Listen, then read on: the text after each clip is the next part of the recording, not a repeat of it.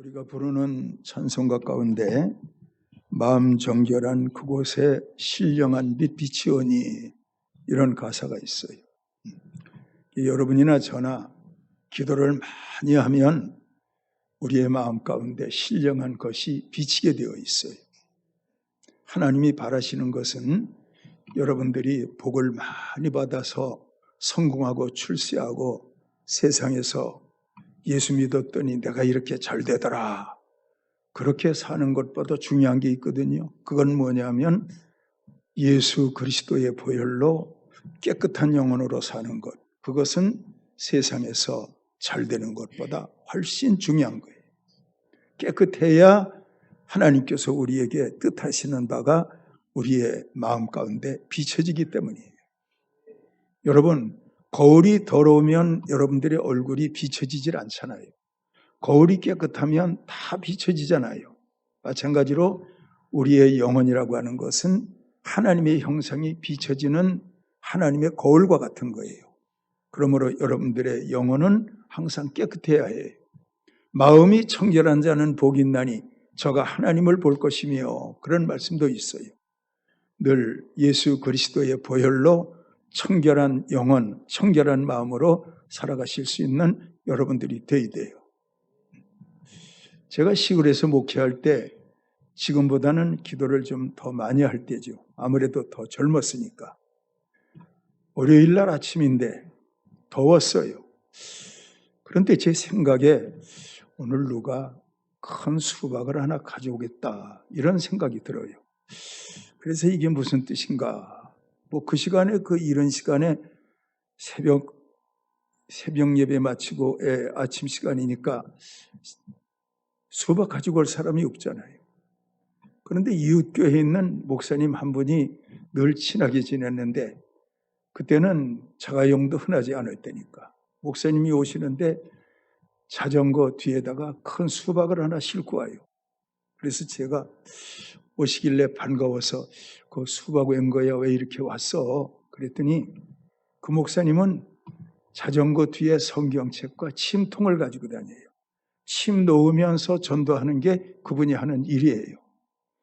유명한 의사는 아니지만 그분 침을 맞으면 상당히 효과가 있었어요. 근데 그분이 이른 아침에 교회가 가까우니까 한 3km 정도밖에 안 되니까 저를 만나고 싶은 생각이 있어서 자전거를 타고 오는 길이었는데, 오다 보니까 길가에 수박밭이 있어요. 그때 보니까 수박밭 주인이 밭에서 일을 하다가 집에서 뭘 먹었는지 체한 거예요. 광란이 일어난 거예요. 그냥 밭에 쓰러져서 어쩔 줄을 모르는 거예요. 일도 못하고. 그냥 그대로 두면 큰일 나죠. 근데 그 목사님은 침 놓는 일을 하고 선교하면서 그런 경우를 많이 보셨기 때문에 자전거에서 내려가서 그분에게 침을 놔드렸어요. 명치 끝에도 놓고 등에도 놓고 손에도 놓고 침을 놔드렸더니 그분이 앉으면서 한숨을 푹 내쉬면서 아이고, 이제 좀 살 것 같으네요, 그러더래요. 목사님 자전거를 타고 이제 오던 길로 오게 되는데 그분이 하는 말이, 당장 드릴 건 없으니까 밭에 있는 수박 중에서 제일 큰 수박을 하나 드리겠다고, 그래가지고 수박을 하나 자전거에 실어서 보냈어요. 그걸 가지고 그분이 온 거예요. 그분은 천국 가셨지만 그분 아들들은 지금 목회자가 돼서 목회를 잘하고 있어요. 제가 왜 이런 말씀을 드리냐면, 그 영혼이 맑고 깨끗하면 하나님께서 비춰주시는 게 있어요. 제게는 아주 소소한 일이죠. 너는 오늘 수박을 먹게 될 것이다. 아무것도 아닌 일 같아요. 근데 여러분, 그것을 그런 문제로만 생각하지 말고 신령한 자가 되면 하나님께서 그 사람을 통해서 하실 일이 있다, 이런 시각에서 여러분들은 영적 세계를 생각할 수 있는 여러분들이 되었으면 참 좋겠어요. 여러분, 우리가 사는 세계는요, 이성으로 사는 방법이 있고 육으로 사는 방법이 있고 영으로 사는 방법이 있어요. 이성으로 사는 건 뭐냐? 그건 대학 교수들이 제자들을 가르치는 거예요. 이성, 자기 지식으로 가르치는 거예요. 육으로 사는 건 뭐냐? 이성으로 살기는 사는데 육신의 몸으로 많이 수고하고 땀 흘려서 사는 분들은 또 육으로 사는 거예요. 그런가 하면 영으로 사는 세계가 있어요. 성령 충만해서 영으로 살거든요. 그런가 하면 무당이 점을 치는데 그것도 세상 영으로 사는 거예요. 물론 지옥 가는 거지만 하나님이 여러분과 저에게 바라시는 것은 세상 끝날까지 너희와 항상 함께 있으리라. 성령과 사는 것. 하나님이 그걸 원하시거든요. 이성으로 사는 것도 중요하고 육으로 사는 것도 중요해요. 그러나 이성과 육이 성령님께 사로잡혀서 우리가 영으로 살게 될 때 우리는 모세처럼 살 수는 없지만 작은 모세로 살 수 있고, 바울처럼 살 수는 없지만 작은 바울처럼 살 수 있고, 아브라함처럼 살 수는 없지만 지극히 작은 아브라함의 모습으로 세상을 살 수 있는 거예요. 자, 이제 옆 사람한테 인사하세요. 성령으로 사세요. 시작. 그러면요, 성령으로 사셔야 돼요. 성령이 여러분들의 이성을 관리해야 돼요. 성령이 여러분들의 육신을 관리해야 돼요. 그러면 놀라운 일이 일어나요. 그런 사람은요, 성령께서 가정을 끌고 가시는 거예요. 성령께서 사업을 끌고 가시는 거예요. 그 사람의 미래는 성령 은혜 가운데서 하나님의 계획 속에 잘 될 수밖에 없는 거예요. 그런데 여러분, 성경은 여러분과 저를 향해서 세상 끝날까지 성령과 함께 있으리라 말씀했는데, 여간 기도해가지고 성령과 함께 그렇게 산다는 거 쉽지 않잖아요. 그래서 여러분과 저는 항상 기도하고 사는 거예요. 기도하고 사는 거예요. 자나 깨나 기도할 때마다 하나님, 제가 성령으로 살기를 원해요. 낮에도 성령으로 살고, 밤에도 성령으로 살고, 봄에도 성령으로 살고, 여름, 가을, 겨울도 성령으로 살고, 젊을 때도 성령으로 살고, 어릴 때도 성령으로 살고, 나이 많아서 늙어서도 성령으로 살고. 이게 얼마나 귀한데, 성령으로 산다는 것이. 그래서 고린도 후서에는 성령으로 사는 사람을 향해서 겉사람은 후패하나 우리의 속은 날로 새롭도다. 후패한다, 늙는다 그거예요. 겉사람 늙어가잖아요. 그렇지만 성령으로 살면 속사람은 새롭단 말이에요. 여러분들은 모세의 삶을 어떻게 생각해요? 모세 떠올리면 쉽게 떠오르는 건 홍해의 기적이지요. 모세는 홍해의 기적이야. 놀랍지. 모세는 광야에서 놀라운 기적을 많이 나타냈지. 그것만 모세를 통한 놀라운 일입니까? 아니에요. 모세는 성령 안에서 하나님과 항상 대면하며 살았어요.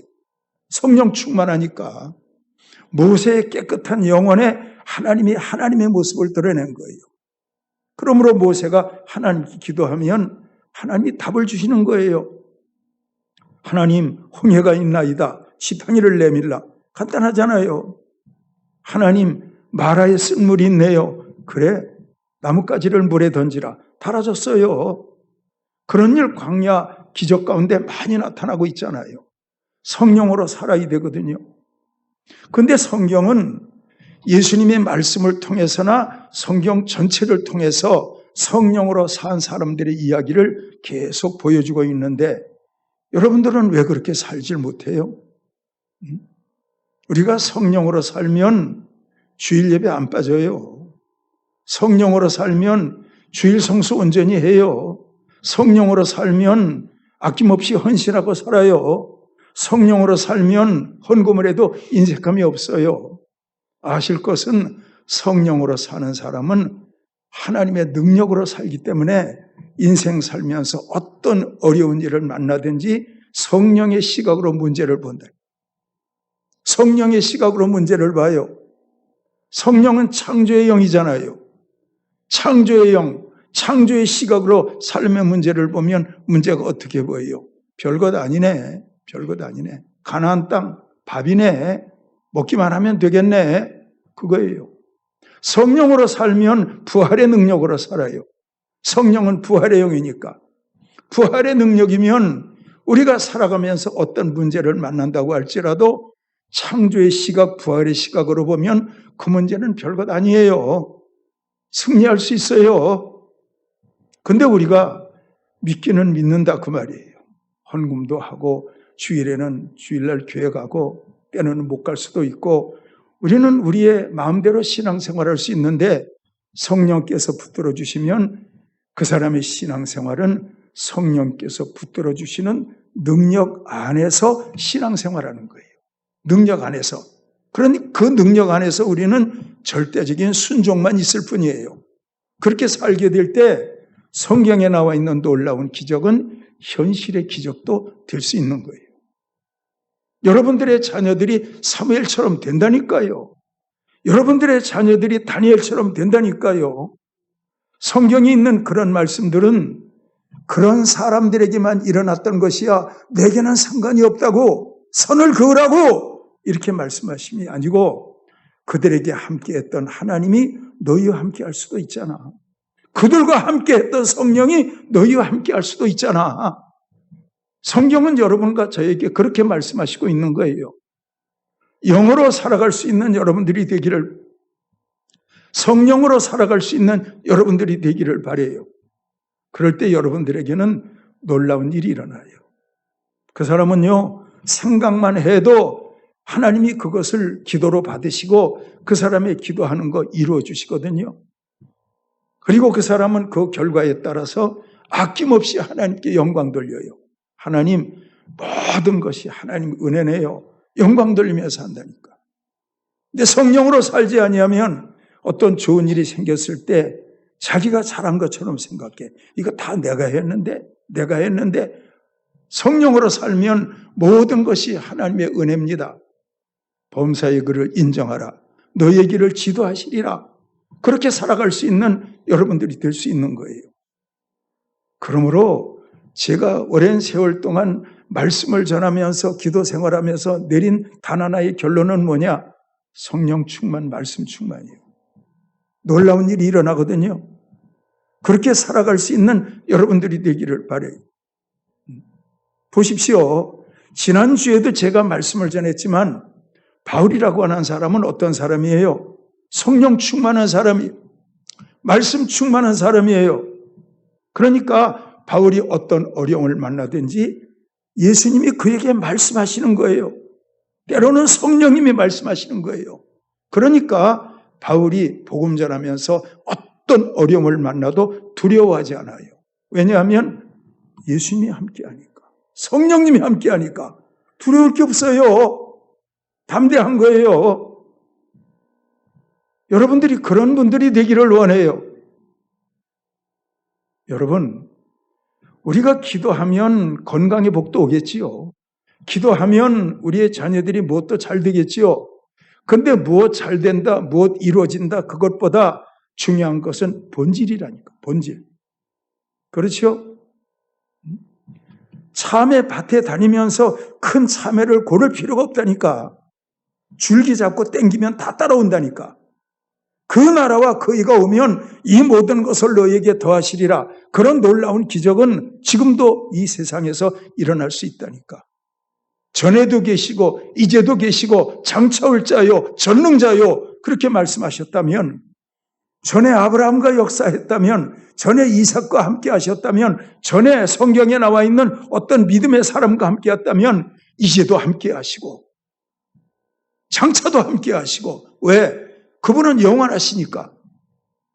그러므로 여러분, 우리는 생각할 때 과거가 따로 있고 현재가 따로 있고 미래가 따로 있지만 하나님 안에서는 과거와 현재와 미래가 따로 있질 않아요. 하나님은 영원하시기 때문에 하나님 안에는 항상 현재예요. 하나님 안에는 과거가 있고 하나님 안에는 현재가 있고 하나님 안에는 미래가 있고, 그래서 하나님을 영원하신 하나님이라고 부르는 거예요. 하늘에 계신 하나님만 영원한가요? 아니요. 여러분들 마음 가운데 계신 그 하나님도 성령으로 영원한 하나님이시라니까. 그래서 그분과 함께 세상을 살라는 거예요. 이것이 예수님의 부탁이에요. 성령과 함께 살아라. 그런데 어떻게 살라고요? 오직 성령이 너희에게 임하시면 예루살렘과 유대와 사마리아와 땅끝까지 이르러 나의 증인이 되리라. 성령 충만하면 증인이 되리라. 그렇게 살래요. 성령 충만해서 증인되어 살 수 있는 여러분들이 되기를 바라요. 여러분, 누구에게 증인되는 겁니까? 여러분 자신에게 증인이 되십시오. 여러분 자신에게 여러분 자신을 생각해 봐요. 나는 완전히 말씀과 성령께 정복되어 사는가? 아니면은 정복되지 아니한 어떤 부분이 아직도 남아있는가? 생각해 봐요. 성령 충만하면요, 성령께서 머리에서 발끝까지 그 사람을 정복해 버리거든요. 머리에서 발끝까지. 머리도 성령으로 충만해요. 발도 성령으로 충만해요. 그게 뭐예요? 나 된 것은 하나님의 은혜라. 그렇게 살아가게 될 때 그 사람의 인생은 현재도 미래도 성령께서 끌고 가시는 특별한 인생을 살아갈 수 있는 거예요. 아시겠지요? 그렇게 사실 수 있는 여러분들이 돼야 돼요. 오늘 보십시오. 바울이 그 시대의 대제사장 아나니아, 대단한 권세를 가진 사람이, 이 아나니아가 빌릭스 총독 앞에서 변호사 도들로라고 하는 사람을 데리고 와서 바울을 지금 고발하고 있는 거예요. 많은 유대인들이 현장에서 재판받는 바울을 지켜보고 있는 거예요. 고발하는 내용 사도행전 24장 5절에서 8절에 있는 말씀을 보니까 우리가 보니 이 사람은 전염병 같은 자라 천하에 흩어진 유대인들을 소욕케 하는 자여 나세렛 이단의 우두머리라. 그가 또 성전을 더럽게 하려 함으로 우리가 잡아싸우니 당신이 그를 심문하시면 우리가 고발하는 이 모든 일을 아실 수 있나이다. 바울을 고발하는데 말 잘하는 변호사 도들로를 세워가지고 바울을 고발하는데 뭐라고 고발하냐 하면 바울을 향해서 이 사람은 전염병 같은 사람이래. 바울을. 무슨 병이라고요? 코로나가 아니고 무슨 병? 전염병 같은 사람. 이게 뭐예요? 바울은요, 복음 전하는 곳곳마다 엄청난 영향을 끼치는 거예요. 엄청난 영향을 끼쳐요. 전염병 보세요. 누가 코로나 한 사람 집에 들면 이어서 아이들이 코로나하고 식구들이 다 코로나하고 넘어가면 또 다른 집에서 하고 전염병 코로나 막 퍼져나가잖아요. 근데 그 당시에는 코로나라고 하는 이 병은 없었지만 그 당시에도 전염병은 있었다니까. 이 전염병이 퍼져나가는데 바울이 복음을 전하는 곳곳마다 전염병처럼 복음이 퍼져나가는데 사람들은 놀래요. 얼마나 바울이 전하는 전염병 같은 복음이 퍼져나갔든지 이 도들로가 말하기를 유대인을 소욕케 하는 자요. 유대인을 소욕케 하는 자요. 어느 곳에 가든지 바울이 복음만 전하면 유대인들이 다 흔들리는, 유대인들이 마음이 다 흔들려요. 소욕케 하는 자요. 근데 여러분, 권력을 가진 사람들이 두려워하는 게 뭔지 아세요? 촛불 집회. 두려워해요. 많은 사람들이 모여서 으쌰으쌰하고 막 그냥 깃발 들고 소리치고 그거 권력 가진 사람들은 다 두려워해요. 그러니까 이걸 알고 있는 아나니아가 도들로에게 말을 한 거예요. 저 바울을 고발하는데 유대인을 소욕케 하는 자라고 고발하라. 그렇게 되면 로마 정부에서 바울을 반역하는 구테타라고 생각할 거다. 유대인을 소욕케 하니까. 그렇게 되면 바울을 처단하는 것은 쉬울 것이다. 유대인을 소욕케 하는 자, 전염병 같은 자, 이것은 정치하는 독재자들에게는, 권력 가진 자들에게는 엄청난 도전이거든요. 소욕케 하는 자요. 그 다음에 또 뭐라 그래요? 나세렛 이단의 우두머리라. 바울을 이단이래요. 바울이 이단입니까? 3단이지. 바울이 몇 단이라고요? 성부와 성자와 성인이니까 3단이라고 해야지. 바울은 3단이라니까. 3단은 완전하니까. 2단이 아니라니까. 그래 바울이 복음 전하는 거예요. 나세렛 예수 우두머리 그 사람이 바로 이 바울이래요. 이렇게까지 바울은 대단한 영향을 끼쳤어요. 나세렛 이단의 우두머리라. 또 그가 성전을 더럽게 하려 함으로 우리가 그를 잡아 싸우니. 성전을 더럽게 한다. 이방인 데리고 성전에 들어갔다. 성전이 더러워졌다. 그러니까 바울을 꼼짝 못하게 법으로 올고 매는 거예요. 바울을 이렇게 하는 거예요. 그랬더니 바울이 뭐라고 대답을 했느냐? 여러분 잘 들어보세요. 바울이 대답한 바는 나는 성전을 더럽힌 일이 없다. 성전을 더럽힌 일이 없다. 나는 정결 예식을 통해서 깨끗하게 하고 들어갔기 때문에 성전을 더럽힌 일이 없다. 그 당시에는 정결 예식이라는 게 있었어요. 바울도 정결 예식을 하고 들어갔기 때문에 성전을 더럽힌 일이 없거든요. 그리고 바울이 또 한 가지 말하는데 그것은 뭐냐면 내가 단 죄가 있다면 예수 그리스도께서 부활하셨다. 이렇게 말한 죄는 있다. 바울은 그렇게 말해요. 제가 물어보겠어요. 바울의 죄가 뭐예요? 예수 그리스도는 부활하셨다. 나는 그 죄밖에 없다. 그 얘기예요. 여러분들도 나는 예수 그리스도가 부활했다. 이 말밖에 나는 죄 지은 게 없다. 이렇게 바울이 말하는 것처럼 바울은 부활의 복음에 대해서 자부심을 가지고 있어요. 자존감을 가지고 있어요. 그러니까 바울이 벨릭스 총독 앞에서 대제사장 앞에서 그 많은 유대인들 앞에서 나는 여러분들 앞에 예수 그리스도가 죽으시고 그 다음에는 부활했다. 나는 이 죄밖에 없다. 부활. 나는 이 죄밖에 없다. 그랬을 때 벨릭스가 그 말을 재판장 벨릭스가 그 말을 들으면서 벨릭스는 전에도 복음에 대해서 어느 정도 알고 있었어요. 바울이 말하는 그 말을 들으면서 예수 그리스도의 부활, 그거라면 나도 알고 있지. 그럼 바울이 죄가 아니야. 그래서 벨릭스가 거기서 모든 걸 결판하는데 바울을 죄가 없다. 죄가 없다. 친구를 만나게 하라. 자유롭게 하라. 필요한 거 있으면 도와줘라. 이렇게 해서 재판은 싱겁게 끝나는 거예요. 아나니아는 거짓 변호사 더둘로를 세우면서 그 재판을 통해서 바울이 완전히 찌그러져서 롬의 법대로 처리가 될 걸 이걸 바랐는데 바울은 한마디로 모든 걸 싱겁게 끝장낸다니까. 내가 재판받는 것은 십자가에서 죽으시고 사흘 만에 부활하신 예수입니다. 그 한마디에 모든 건 다 정리가 된다니까. 아시겠지요? 믿으시기를 축원합니다. 믿으시기를 축원해요. 그래요. 요즘에 하마스와 이스라엘이 전쟁하니까 그걸로 인해서 온통 유튜브 들어가 봐요. 뭐 이란은 어떻고 하마스는 어떻고 뭐 중동 전쟁은 어떻고 앞으로 재림 예수는 어느 때 오고 유튜브에 들어가면 엄청나게 그 얘기가 나와요. 막 성경적으로 막 나와요. 근데 그런 모든 이야기들을 보면서 사람들은 뭘 생각해요? 지금 그럼 이제 이게 환란의 시작이네. 예수님 고독했네. 나름대로 긴장감을 가지고 다 생각할 거 아니겠어요? 근데 중요한 것은 여러분들에게 있어서 십자가 부활이 성령 안에서 믿어지면 우리에게는 종말의 환란의 때가 와도 걱정할 게 아무것도 없어요.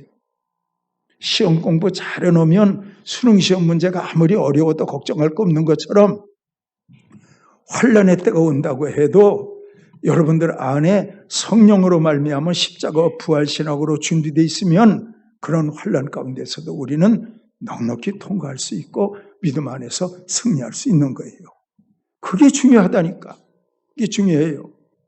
여러분 믿으시기를 바랍니다. 믿으시기를 바래요. 자, 골리앗이 배틀채 같은 창자루를 흔들면서 소년 다윗을 향해 오고 있잖아요. 사람들은 객관적으로 볼 때 골리앗과 소년 다윗의 이 게임이 안 되는 게임을 보면서 사람들은 뭘 생각해요? 다윗은 저기서 죽었다. 목이 잘려질 것이다. 다윗이 죽으면 이스라엘의 전세는 완전히 찌그러질 것이고 이스라엘은 완전히 여기서 피할 것이다. 그랬는데 여러분 아실 것은 다윗은요 물맷돌 하나밖에 안 가지고 나가.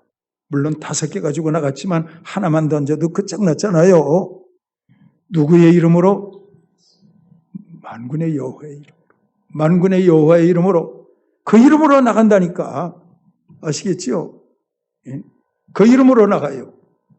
그러니까 그 이름으로 나가니까 그 이름이 날아가는 물맷들과 함께 동행하니까 골리앗의 양맥 안에 박혀버리고 전세는 바뀌어서 이스라엘 군대가 크게 승리하게 되는 거예요. 여러분 따라해봐요. 다윗은 만군의 여호와의 이름으로, 우리는 예수의 이름으로, 그렇죠? 예수의 이름으로 나가는 거예요. 그러므로 우리는 이 세상 살면서 다윗의 물맷돌을 보면서 이야, 물맷돌 작은데 대단하구나. 물맷돌만 작은가? 예수님 뭐라 그래요? 나는 하늘의 미랄로 왔어. 하늘의 미랄이 썩지 아니하면 하늘 그대로 있고, 예? 죽으면 많은 열매를 맺느니라. 예수님이 하늘의 미랄로 죽으셨잖아요. 부활하셨잖아요. 성령 보내셨잖아요. 성령이 온 땅에 덮었고 땅끝 보고마에 성령 받은 사람들을 통해서 성령님이 역사하셨잖아요. 그러므로 물맷돌 하나가 날아갔다. 이것은 장차 하늘의 미랄로 오실 예수님을 예표하고 있는 거예요. 여러분, 눈이 열려 볼 수 있기를 바랍니다. 귀가 열려 들을 수 있기를 바랍니다. 그런 은혜가 있는 거예요. 물맷돌은요, 아무 데서나 흔하게 발견될 수 있는 돌이에요. 이사야서 53장에 기록되어 있는 말씀을 보면 예수님을 뭐라고 했느냐? 마른 땅에서 나온 뿌리 같아서 고운 모양도 없고 흠모할 만한 아름다운 것도 없고 우리도 그를 귀히 여기지 아니하였고, 예수님의 모습에 대해서 이사야가 예수님 태어나기 전 700년 전에 예수님의 모습을 이사야가 그때 봤다니까. 그때 봤더니 예수님이 뭘 것 같아요? 마른 땅에서 나온 줄기 같아서 고운 모양도 없고 흠모할 만한 아름다움도 없고 우리도 그를 멸시하였고, 그게 예수님 모습이에요. 하나님 미랄 같으시다니까. 물맷돌 같으시다니까. 그런데 그분을 통해서 십자가가 이루어지고 부활이 이루어지니까 그 부활의 예수님을 증거했더니 그 앞에서 대제사장 아나니아가 무릎을 꿇게 되고 도돌로가 무릎을 꿇게 되고 벨릭스 총독은 그 재판을 바울의 승리로 결정짓고 그렇게 되는 거예요. 여러분, 듣는 귀가 여러분들에게 열리기를 축원합니다. 하늘의 미랄 같은 예수님, 죽으신 예수님, 사신 예수님, 부활의 성령님. 바울이 내가 죄가 있다면 많은 사람 앞에서 십자가에 죽으시고 사흘 만에 사신 예수님 부활하셨다. 나는 이 말밖에 한 죄가 없다. 그랬더니 그 부활의 복음 한마디에 모든 재판은 다 정리가 되고 끝장나잖아요. 눈이 열리면 여러분들의 삶의 문제가 아무리 여러분들을 힘들게 해도 부활의 예수님이 나타나시면 아무것도 아니요. 다 승리할 수 있는 거예요. 알아들으시기를 축원합니다. 정리하겠습니다. 간단해요. 내가 죄가 있다면 가는 곳곳마다 사람들 앞에서 부활하신 예수님을 외쳤다. 나는 그 죄다. 그밖에 나는 죄 없다. 그랬더니 재판은 거기서 끝나다니. 물맷돌 하나 쏴버렸는데 거기서 모든 상황을 끝장났다니까. 그래서 복음은요, 십자가가 믿어지는 사람에게는 하나님의 능력이지만 십자가가 믿어지지 않는 사람에게는 하나님의 복음은 미련한 것처럼 보이는 거예요.